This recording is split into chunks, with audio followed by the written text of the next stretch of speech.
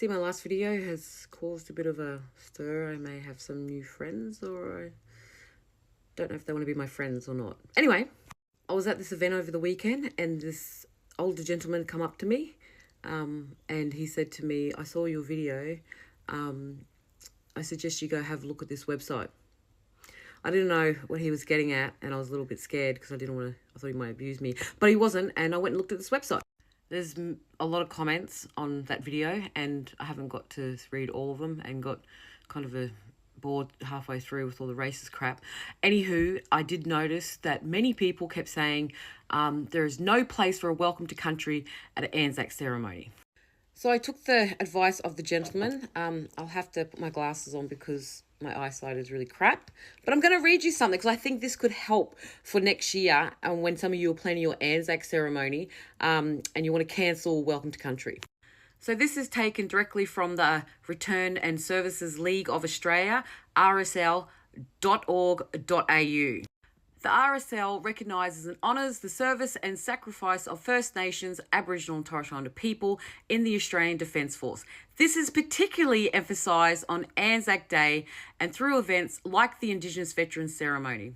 This RSL aims to acknowledge the contribution of Indigenous Australians who served in all wars and conflicts and to address the historical injustices they have faced, according to the RSL Australia.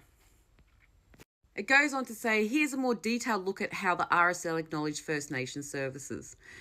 Anzac services. The RSL encourages the inclusion of acknowledgement of country at an Anzac service, recognising the traditional custodians of the land and acknowledging the contributions of Indigenous Australians to Australia's defence.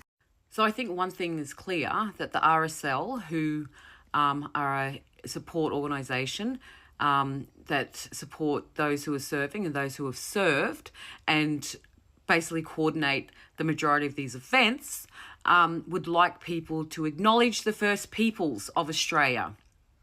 They would also like you to acknowledge the First Peoples of Australia in all your Anzac ceremonies.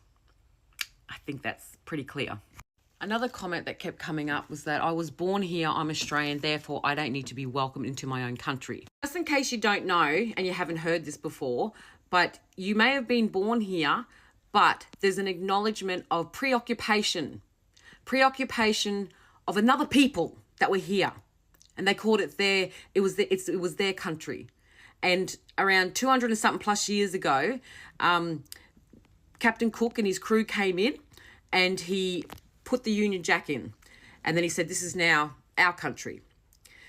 As history goes on, historians, the highest court in this country, have said actually that wasn't true, and what Captain Cook did and said that this land actually wasn't preoccupied is actually incorrect. So we need to now correct our history books, which has happened, it's happening in schools, and we need to acknowledge that there was preoccupation before everyone else came here. It's not violent, it's just truth-telling. As Anzac is much a part of our history, our shared history, so is the preoccupation of Aboriginal Torres Strait Islander peoples being here prior to 1788. Both should be remembered and both should be celebrated because that's the Australian way to do it.